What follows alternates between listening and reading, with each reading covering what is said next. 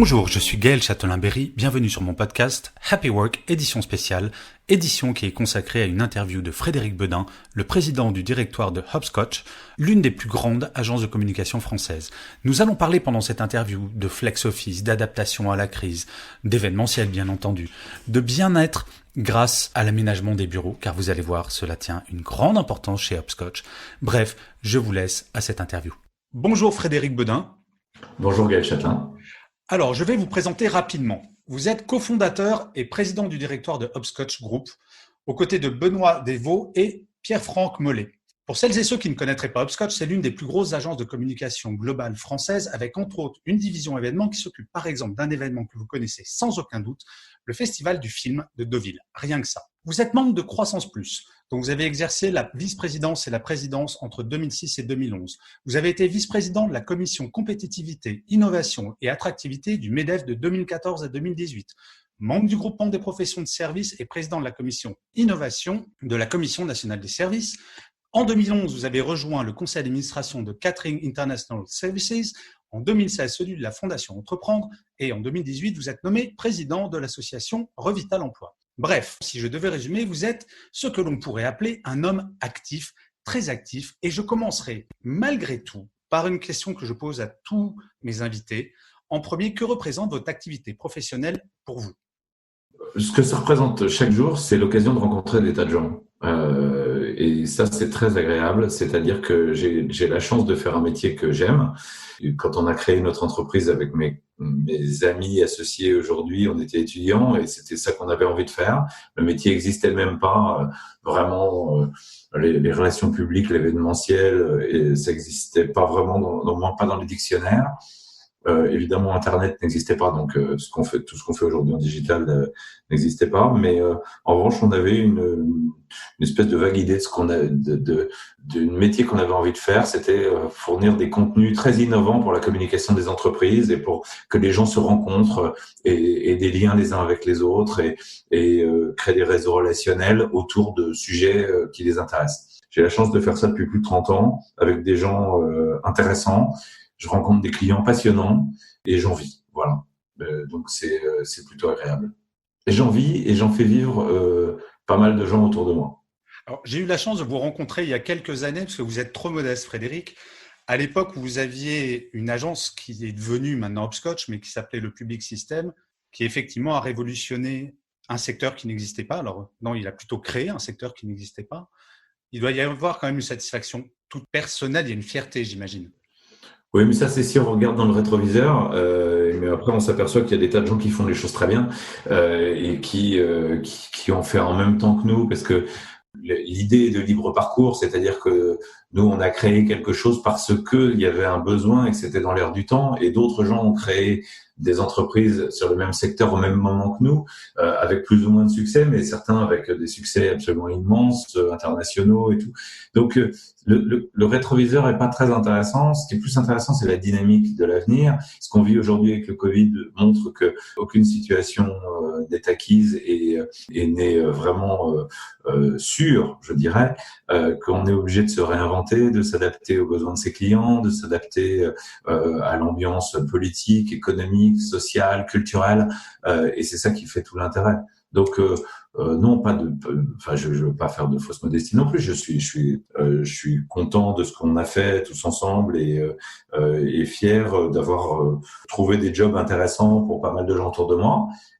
Mais ce qui me motive tous les jours, c'est plutôt le futur. Vous faites partie de ces gens qui préfèrent regarder par le pare-brise que le rétroviseur, ce qui est plutôt une bonne idée.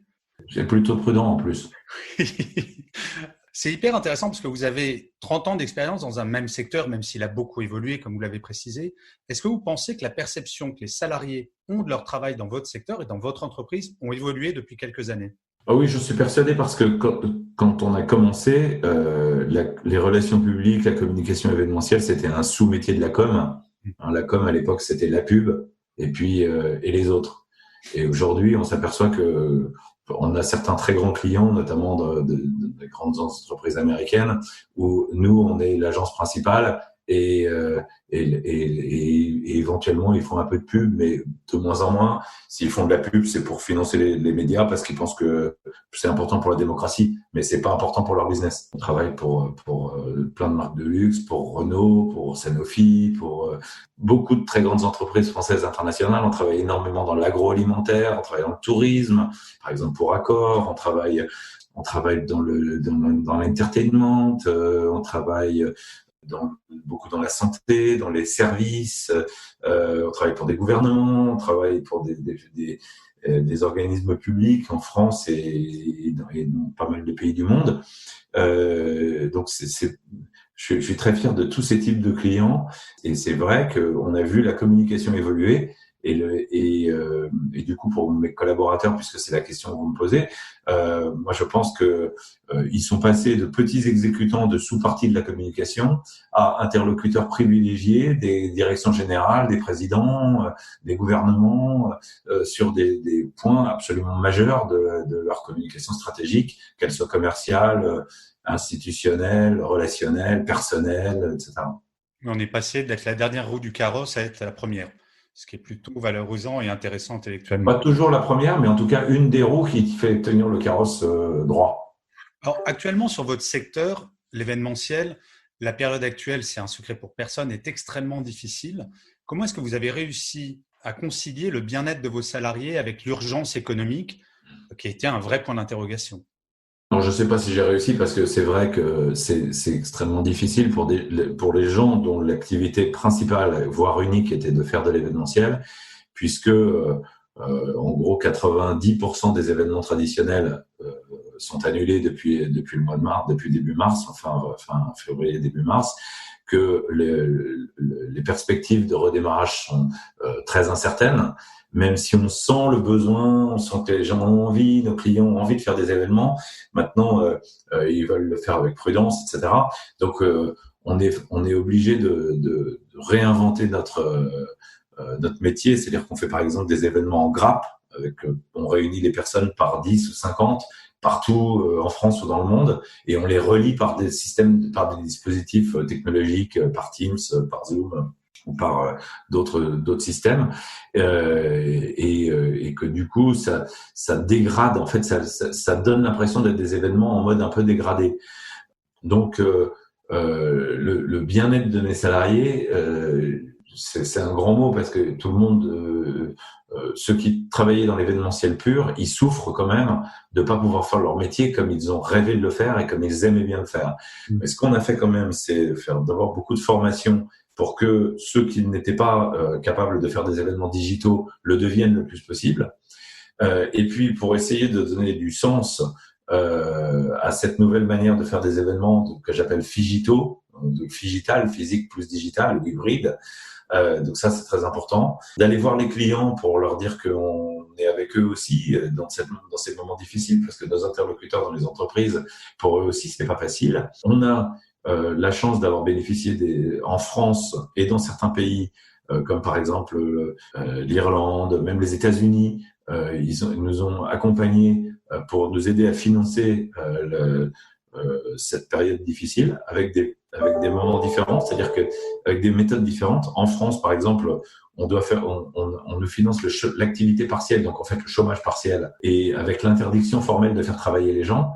Aux États-Unis et en Irlande, c'est l'inverse, c'est-à-dire que on a des subventions publiques à la seule condition qu'on maintienne les gens en activité et qu'on les oblige à travailler et qu'on invente du coup des travails pour eux.